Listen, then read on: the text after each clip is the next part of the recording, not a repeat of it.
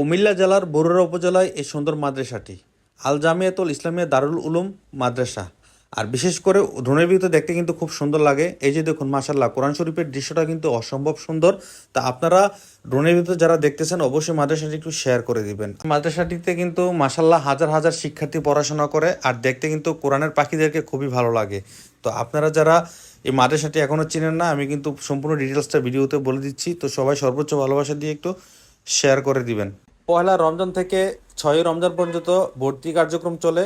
ছাত্র সংখ্যা কিন্তু বর্তমানে প্রায় 3000-এরও বেশি আছে, আর 113 জন শিক্ষক মণ্ডলী দ্বারা কিন্তু এখানে পড়াশোনা পরিচালিত হচ্ছে। আর বিশেষ করে প্রভাতী, মক্তব, প্রাইমারি বিভাগ, কিতাব বিভাগ, ইফতা বিভাগ, আদব বিভাগ, নাজারা বিভাগ, হিফজ বিভাগ, প্রত্যেকটা পর্যায়ের পড়াশোনা কিন্তু এখানে চলে। তো আপনারা যারা আমার ভিডিওটা দেখতেছেন অবশ্যই শেয়ার করে দিবেন।